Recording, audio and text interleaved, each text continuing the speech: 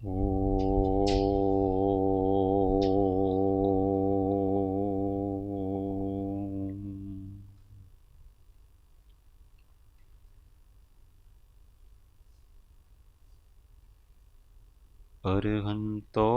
भगवन्त इन्द्रमहिता सिद्धाश्च सिद्धिस्थिता आचार्या जिनशासनोन्नतिकरा पूज्या उपाध्यायका श्री सिद्धांत सुपाठका मुनिवरा रत्नत्रयाराधका पंचेते परमेष्ठिनः प्रतिदिनं कुर्वन्तु वो मंगलम् कुर्वन्तु नो मंगलम्। महादेव्या कुक्षिरत्नं शब्दजितरुवात्मजं राजचन्द्रम् अहं वन्दे तत्त्वलोचनदायकं प्रभुतत्त्वलोचनदायकम्।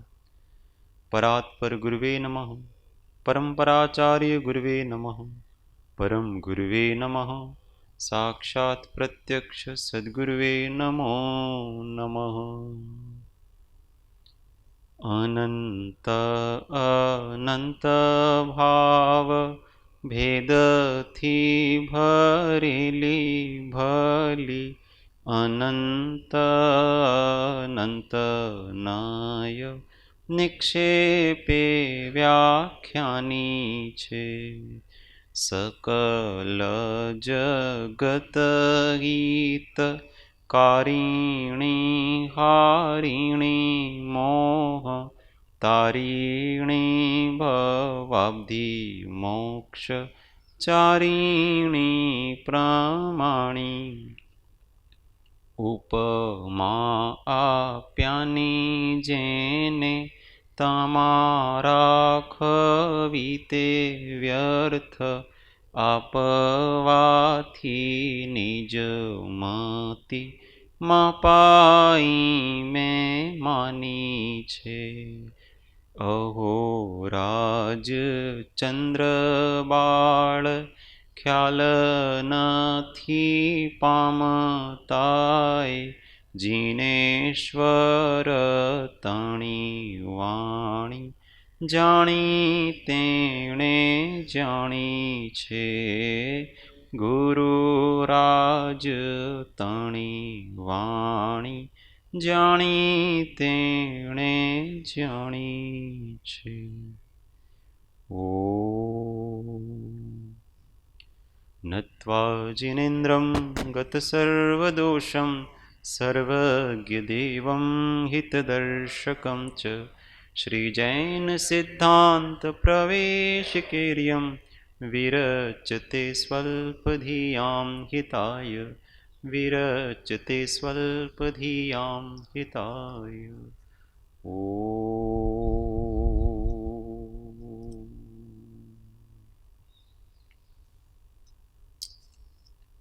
जय सद्गुरु।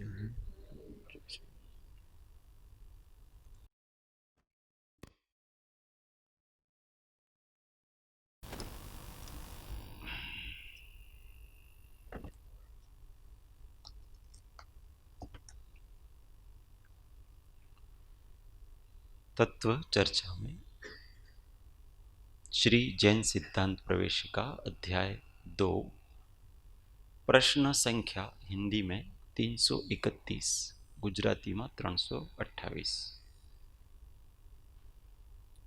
कषाय के उदय से कितनी प्रकृतियों का बंध होता है?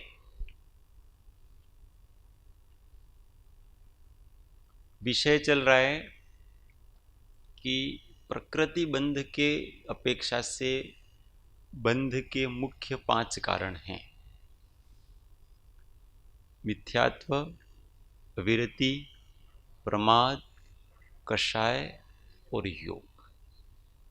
तो भी क्रम क्रम से जो कर्म की 148 प्रकृतियां हैं वो मिथ्यात्व की मुख्यता से कौन कौन सी हैं, अविरति की मुख्यता से कौन कौन सी हैं, प्रमाद की मुख्यता से कौन कौन सी हैं, कषाय की मुख्यता से कौन कौन सी हैं और योग की मुख्यता से कौन कौन सी। तो अभी कल अपनों ने प्रमाद की मुख्यता से कौन कौन सी वो पढ़ा था। प्रमाद की मुख्यता से का मतलब केवल प्रमाद है, मिथ्यात्व और अविरति नहीं है, और केवल प्रमाद है तो कितनी बंधेगी। अब आगे इस प्रश्न में ऐसा कह रहे हैं कि जहां मिथ्यात्व भी नहीं है, अविरति भी नहीं है, प्रमाद भी नहीं है, ये तीनों नहीं है, केवल कषाय है। तो केवल कषाय ही जहां है तो उनके निमित्त से कौन कौन सी प्रकृतियां बंधती है। तो ये कौन से गुण स्थान की बात आ गई। हाँ, तो प्रमाद कौन से गुण स्थान तक है, छठे गुण स्थान तक है। तो अब सातवें से आगे क्या बाकी है, अभी बंध में क्या बाकी है, कषाय बाकी है और योग बाकी है। अब योग की बात बाद में करेंगे। तो यहां केवल कषाय के निमित्त से बंधने वाली प्रकृतियां हैं। तो सातवें गुण स्थान में, आठवें गुण स्थान में और नौवें गुण स्थान में ये कौन कौन सी प्रकृतियां बंधती हैं उसकी बात करते हैं।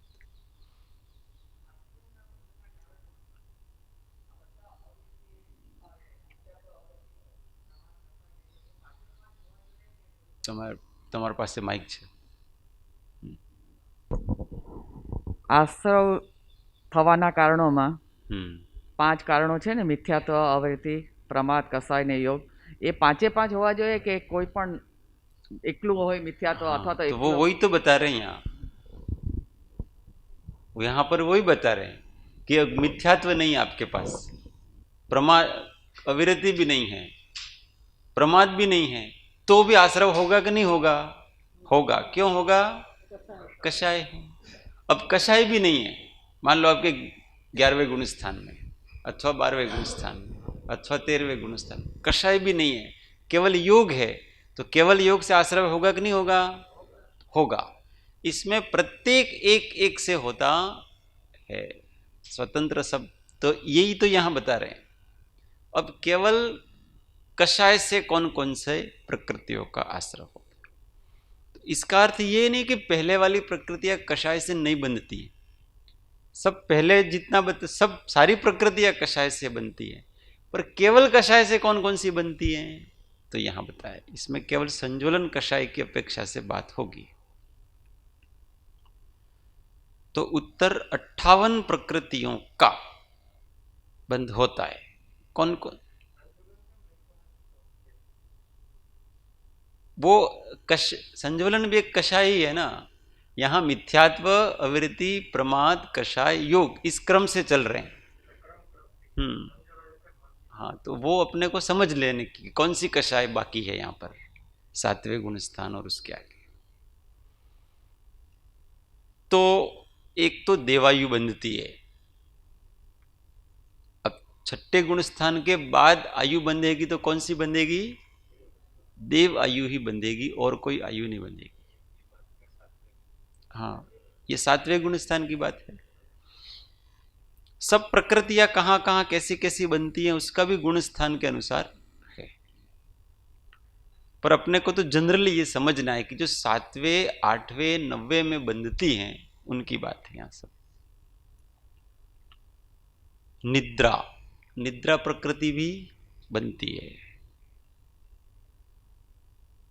प्रचला, प्रचला किसको कहते हैं, नींद में झोंके लेना, तो प्रचला भी बनती है। तीर्थंकर प्रकृति भी छठे गुण स्थान के बाद बंधती है। निर्माण प्रकृति, निर्माण नाम कर्म था ना, क्या था निर्माण नाम कर्म। अभी परीक्षा आ रही है तो अभी थोड़ा तो याद रखना ही पड़ेगा। परीक्षा में पूछेंगे निर्माण नाम कर्म का क्या काम है, क्या बताएंगे, हड्डी होगा,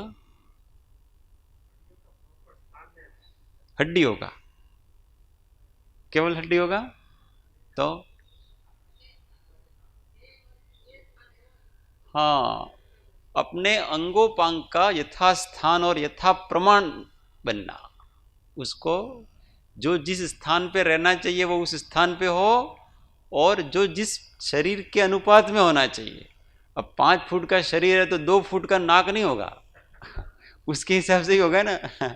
यथा प्रमाण ये काम, सबके काम याद कर, ये सब परीक्षा में आएंगे। प्रशस्त विहायो गति, प्रशस्त विहायो गति क्या है? चाल, वेरी गुड, तो अच्छी चाल होगी इसकी। पंचेंद्रिय जाति, जाति नाम कर्म क्या है? जिसके कारण से एक इंद्रिय आदि इंद्रियों की प्राप्ति होती है, तो इसमें पंचांद्रिय जाति नाम कर्म ही बंधेगा। आगे 1 इंद्रिय, 2 इंद्रिय, 3 इंद्रिय, 4 इंद्रिय बंधेगा नहीं। तेजस शरीर, तेजस शरीर तो बंधेगा ही बंधेगा। कार्बन शरीर, कर्म भी बंधते ही हैं। आहारक शरीर, इसका भी बंधन होता ही है आगे।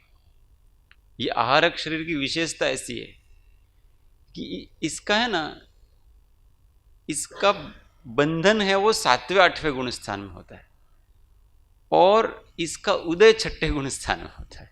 एक ही कर्म ऐसा है कि जिनका आगे के गुण स्थान में बंधन होता है और पीछे के गुण स्थान में उदय होता है। जनरली ऐसा होता है कि पीछे वाले गुण स्थान में उसका बंधन होता है और आगे वाले गुण स्थान में अथवा उस गुण स्थान में उसका उदय होता है, पर यहां ऐसा नहीं है। 7वें में तो बंधेगा और 6ठे में इसका उदय होगा। आहारक अंगोपांग, ये इसके साथ ही जुड़ा हुआ है। आहारक शरीर के भी अंगोपांग होते हैं। आहारक शरीर क्या होता है? जयंती भाई हिम्मतनगर वाले बताएंगे। व्हाट इज आहारक शरीर? हाँ, આહારક શરીર શું કહેવાય છે?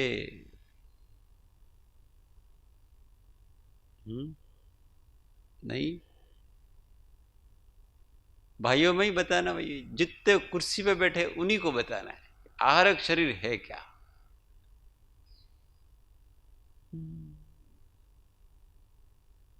आगे आगे पाठ, पीछे पीछे सपाट। इसका मतलब समझ नहीं रहे हैं, क्या कर रहे हैं? स्वाध्याय भरवो छे, तो होता है ना, स्वाध्याय भरवो छे।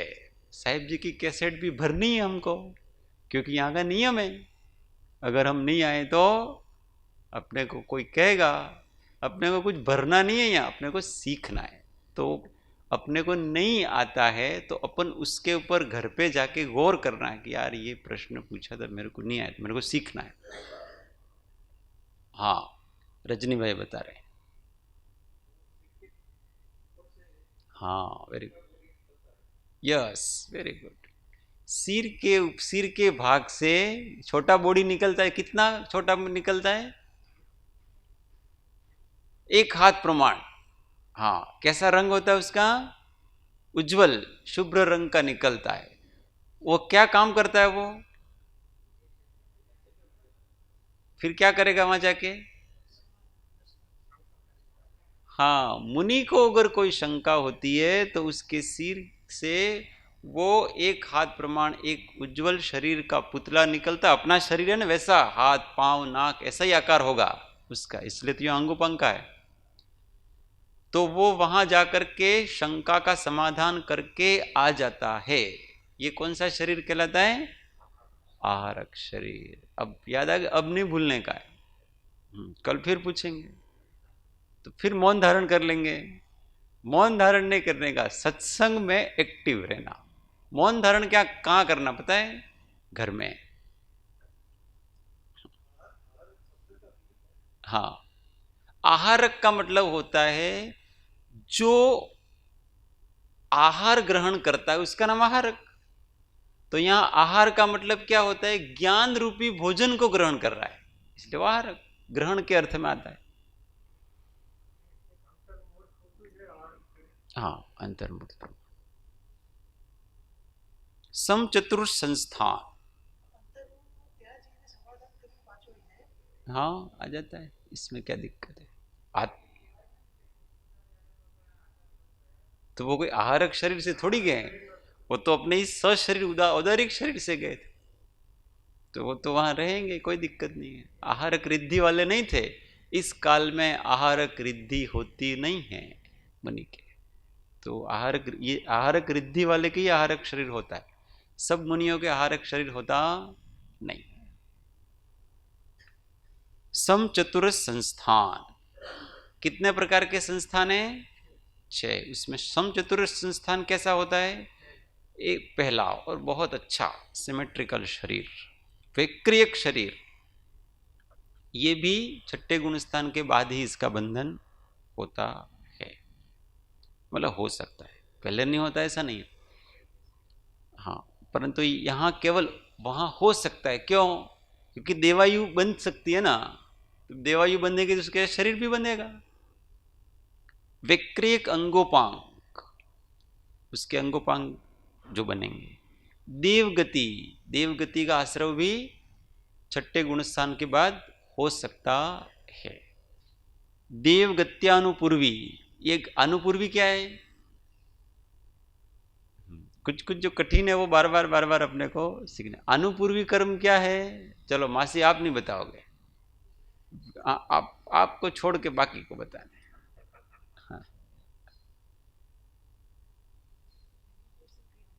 हाँ, वीणाबेन, सुधाबा, पारुलबेन।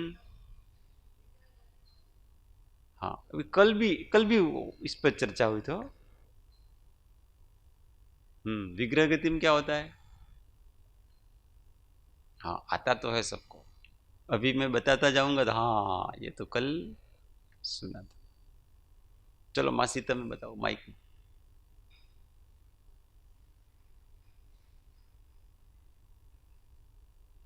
अब थोड़ा अपन परीक्षा के हिसाब से सारी चीजें हो। जो विग्रह गति में जो जिस शरीर जे शरीर छोड़્યું, हाँ, અને હવે જે નવું બનશે એની વચ્ચેનો જે હોય એના વચ્ચેનું શું? આકાર આકાર બનાવશે વિગ્રહ ગતિમાં, હવે પછીની જે ગતિ મળશે એનો આકાર બનાવશે। विग्रह गति में पूर्व शरीर के का आकार बने रहना, उसका नाम है अनुपूर्वी नाम कर्म के कारण से ये पूर्व शरीर का। पूर्व शरीर पहला था वो, जैसे मनुष्य से देवगति में जाने वाला है, तो विग्रह गति में कौन से शरीर के आकार का होगा? मनुष्य, तो पूर्व शरीर के हुआ ना, ऐसा।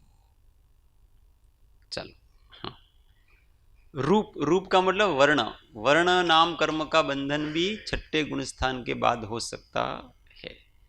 रस नाम कर्म का बंध भी हो सकता है, क्योंकि देव शरीर की वहां बनता है इसलिए। गंध नाम कर्म का बंध भी होता है, स्पर्श नाम कर्म का बंध भी होता है, अगुरु लघु नाम कर्म का बंध भी होगा, उपघात नाम कर्म का बंध भी होगा, परघात नाम कर्म का बंध भी होगा। ये उपघात और परघात क्या है भाइयों में? रमण भाई, उपघात नाम कर्म शू कहवाय? पढ़ने की जरूरत नहीं है, उसमें तो लिखा ही नहीं है, केवल अब तो सोचने की जरूरत है। नरसिंह भाई, हाँ, તમને આવડે છે?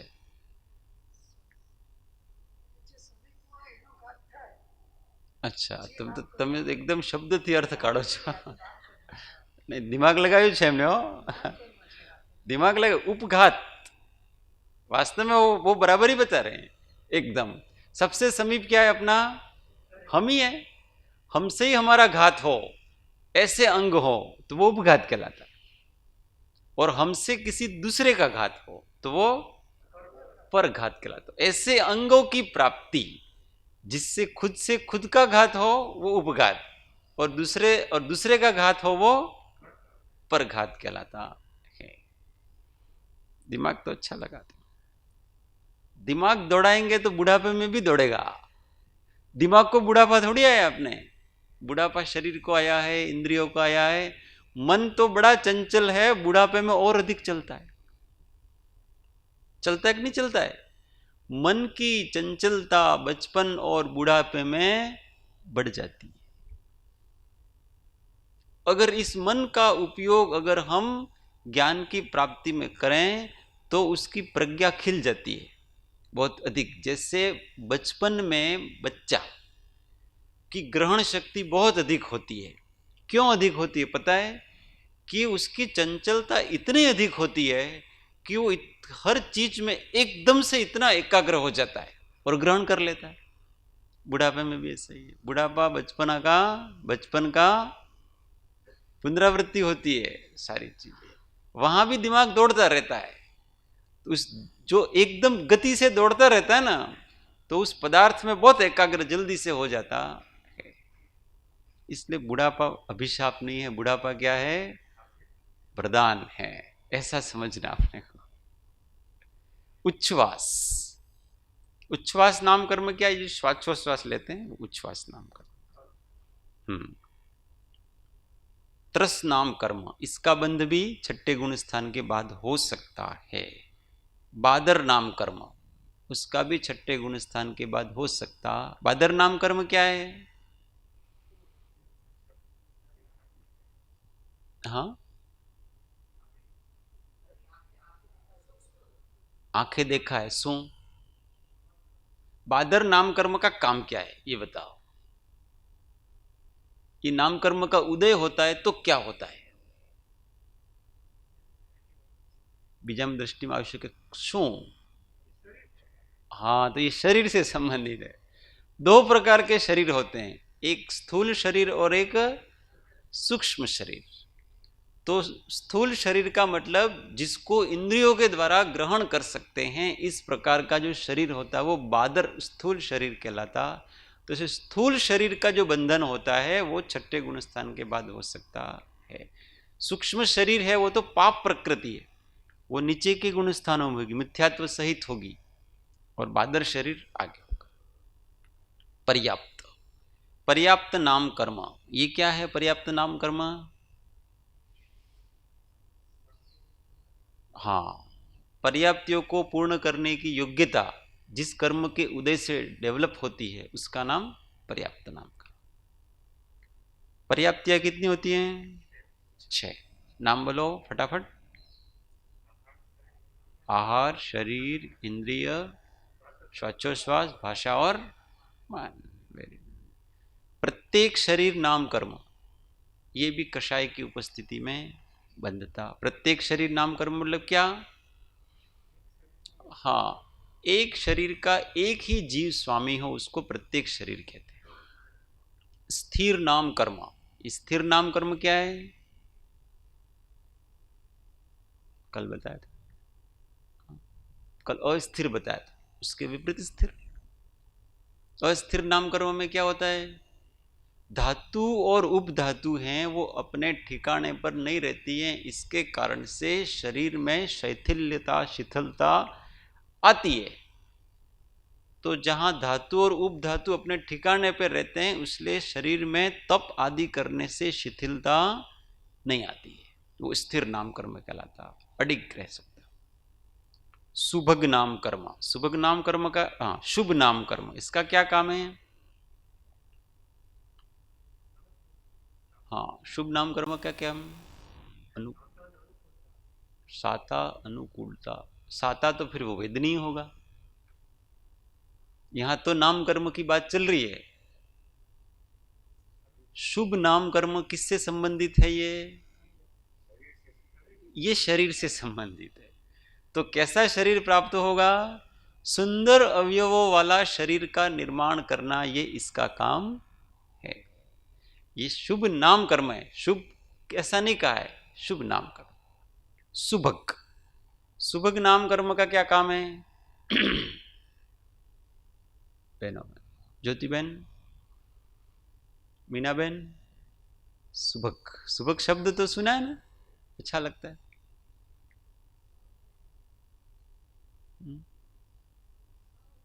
सारू, तो सारू मतलब शू? रमण भाई, सुभग नाम कर्म क्या काम? रमेश भाई नहीं, તમારે છે કે નહીં? તમારું સુભગ છે કે દુર્ભગ છે?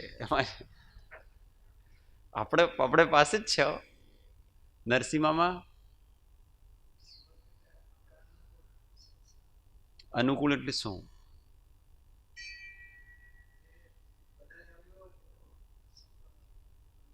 પણ એ તો શુભ નામકર્મ થઈ ગયું એનો काम।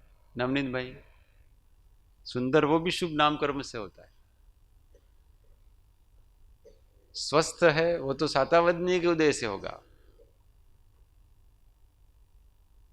तो सुबह का काम क्या रहा? देखो पढ़ते समय बड़ी, हाँ मासी आप बताओ। यस, ये बात की वीणा बहन ने कि दूसरों को अच्छा लगता है। शरीर कैसा लगता है दूसरों को? सुंदर हो कि नहीं हो, पर दूसरों को हम अच्छे लगते। शरीर कहो हम पूरे सारे के सारे। हमारी जो पर्याय है ये पर्याय दूसरे को अच्छी लगती है।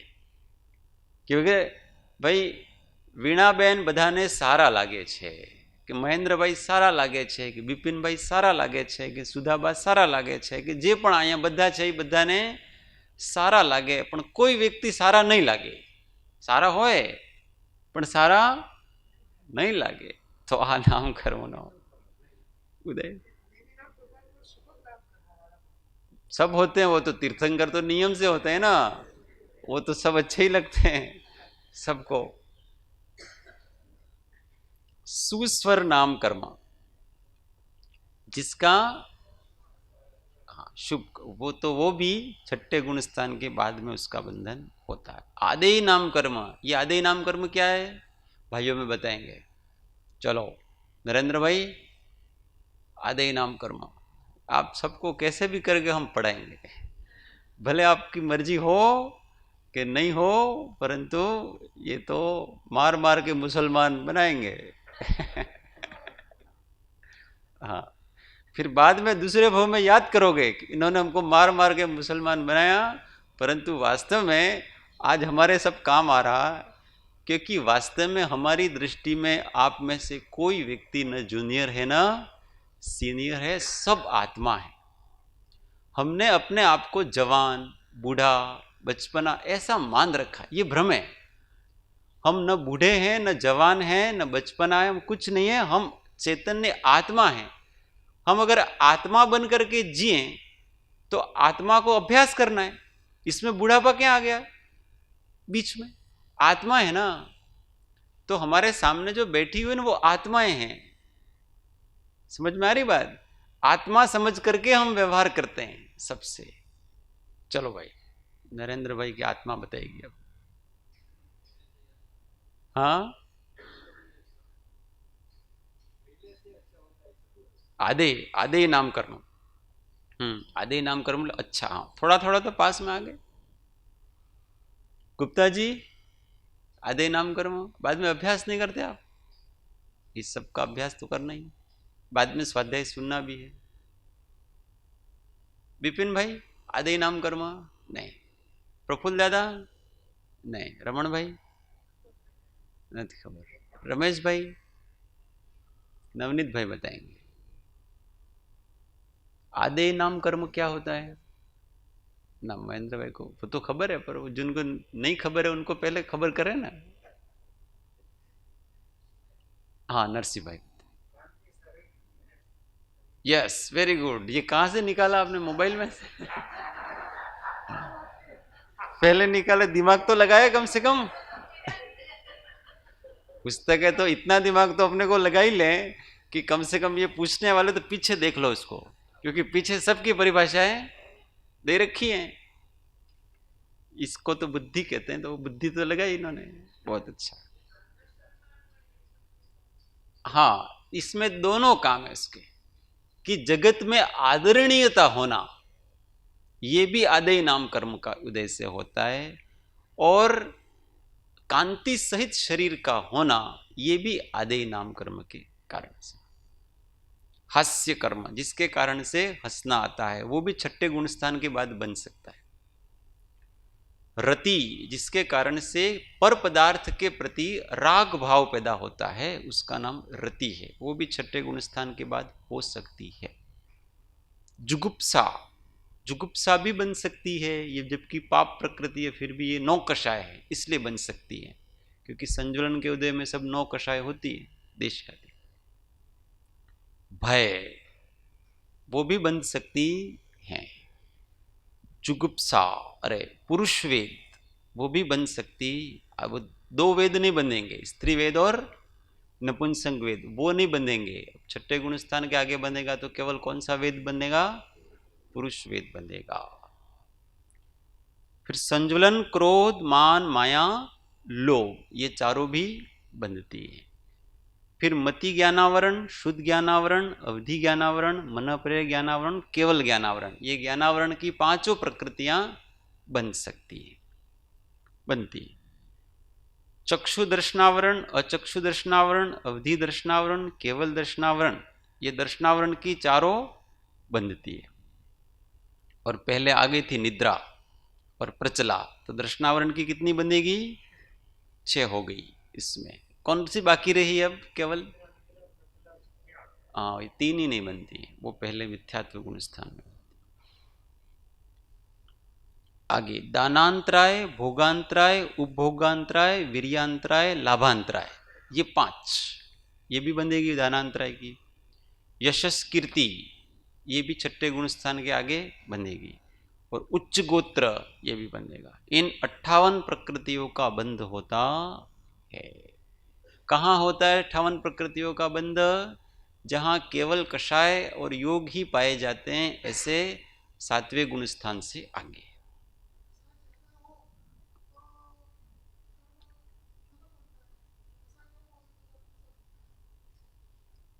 अब वो कौन सा कर्म बांधना है इसके ऊपर डिपेंड है। पाप बांधना है कि पुण्य बांधना है? तो वो पुण्य प्रकृति है।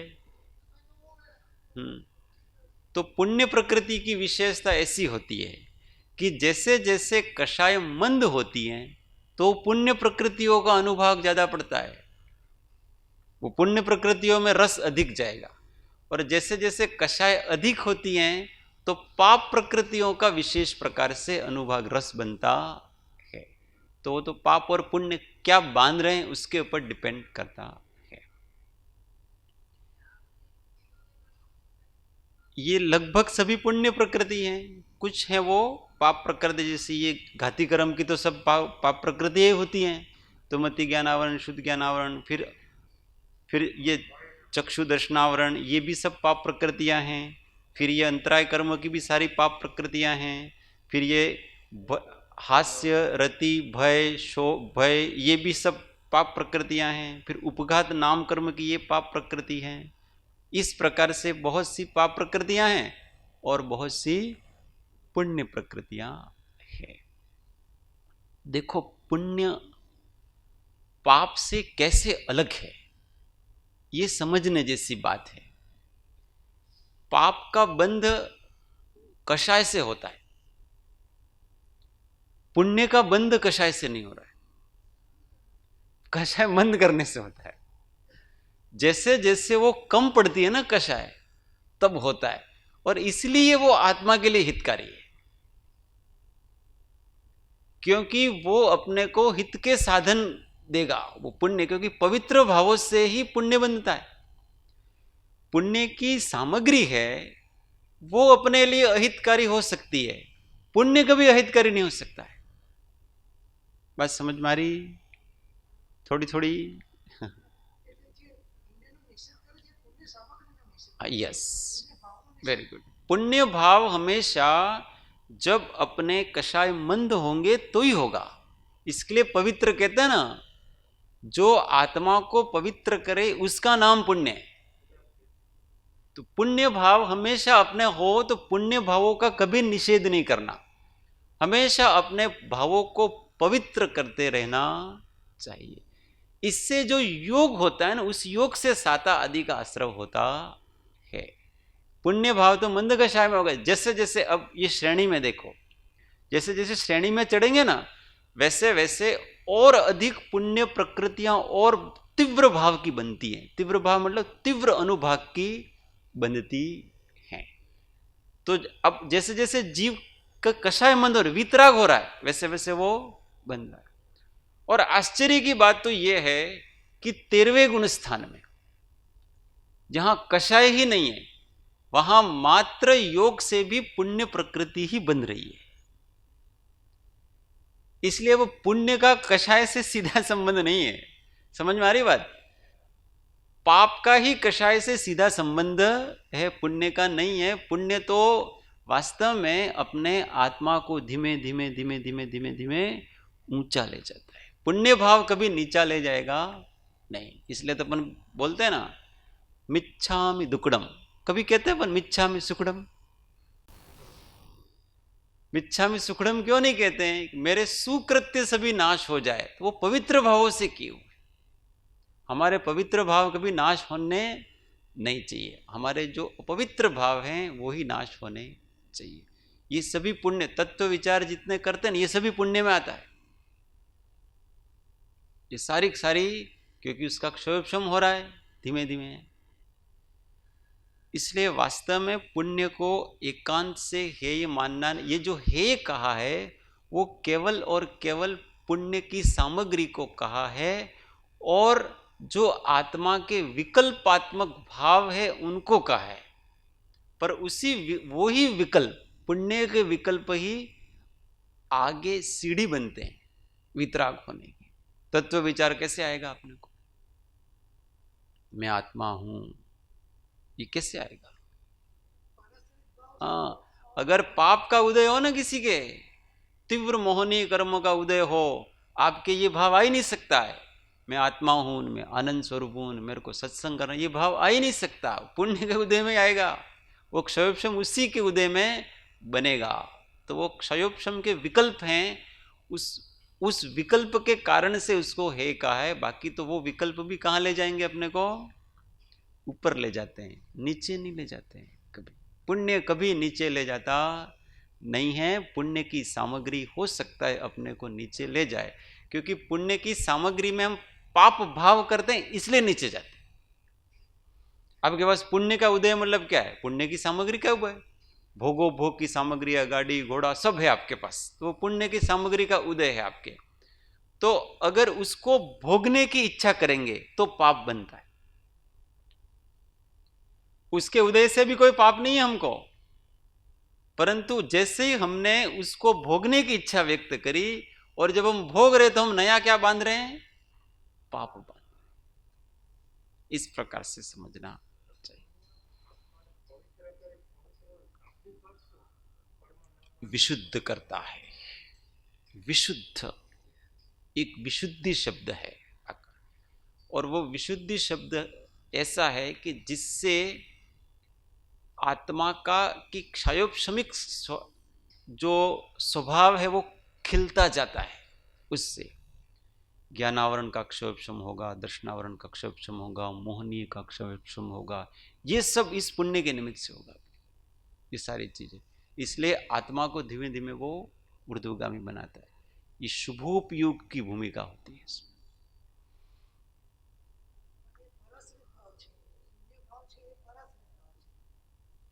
हाँ, वो ठीक है। पुण्य भाव वास्तव में अपन उसको पराश्रित कहते हैं, तो पराश्रित भी नहीं है, वो क्षयोपशम से उत्पन्न हो रहा है आपके।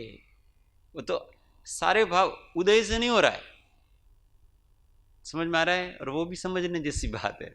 जैसे पाप उदय से हो रहा है ना, पुण्य भाव सब उदय से नहीं हो रहे।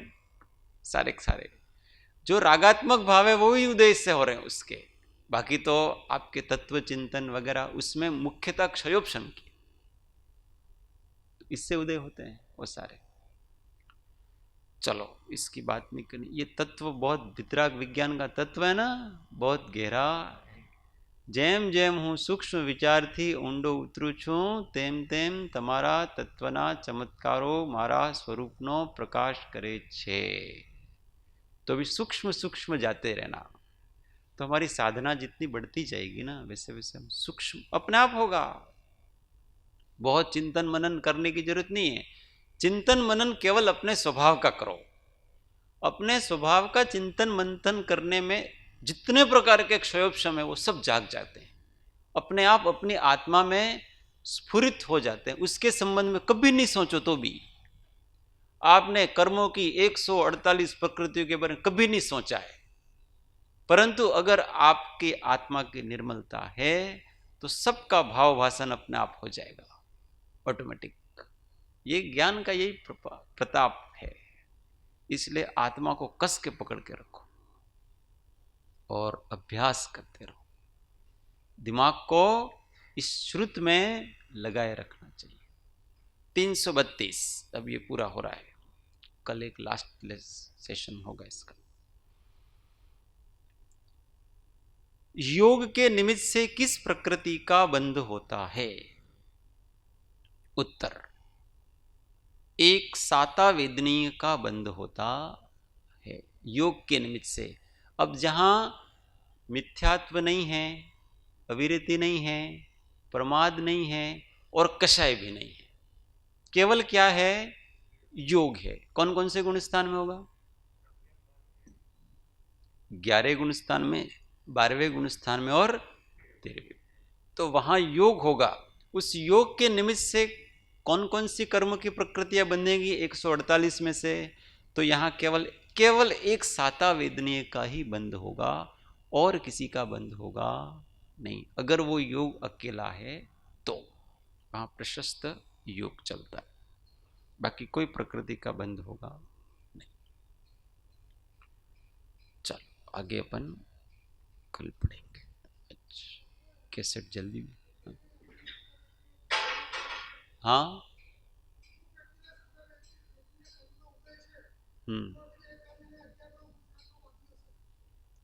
नहीं ऐसा नहीं है।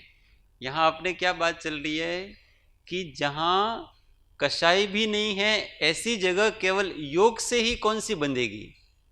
तो ऐसा नहीं है। मिथ्यात्व के साथ भी योग है, अविरति के साथ भी योग है, प्रमाद के साथ भी योग है, कषाय के साथ भी योग है। इन चारों के साथ जो योग होता है वो अन्यान्य प्रकृति को बांधेगा, परंतु इन चारों से रहित जो केवल योग है वो केवल एक सातावेदनीय का ही बंधन करता है, और का बंधन नहीं करता है। ऐसा यहां कहने का तात्पर्य है। ये पूरा का पूरा जो चैप्टर है ना, जो जितने प्रश्न हैं वो चालू कहां से हुए पता है? ये सारा अभी बताएंगे आपको। 311 नंबर का प्रश्न है ना, उसी के संदर्भ में सारे प्रश्न चल रहे हैं। वो कौन सा प्रश्न था? प्रकृति बंध के कारणत्व की अपेक्षा से आश्रव के कितने भेद हैं, ये प्रश्न था। तो उनमें बताया था मिथ्यात्व, अविरति, प्रमाद, कषाय, योग। तो सबसे पहले इन 5 कारणों को बताया, फिर उन 5 में अपने अपने की मुख्यता से कौन कौन सा बंधन होता है वो बता रहे हैं सारा। उसके अनुसंधान में ये सारा तो फिर मिथ्यात्व की मुख्यता से कौन कौन सी प्रकृति बनेगी, अविरति की मुख्यता से कौन कौन सी बनेगी, ये सब चल रहा है। ये पूरा पूर्वापर सबका अनुसंधान अपने को रखना चाहिए।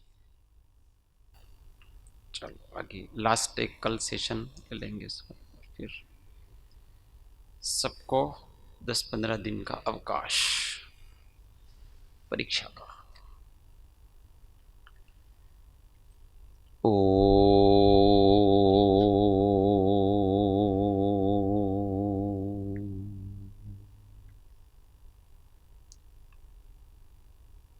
सुखधाम अनंत सुसंत चहि, दिन रात्र रहे तध्यान, पर शांति अनंत सुधामय जे, प्रणमो पद तेवर जय।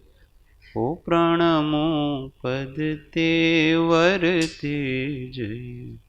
सद्गुरु परम कृपाळु त्रिलोकनाथ की जय। सब संतन की जय। आनंद घन ओ 1 मिनट मौन, आत्म अनुसंधान।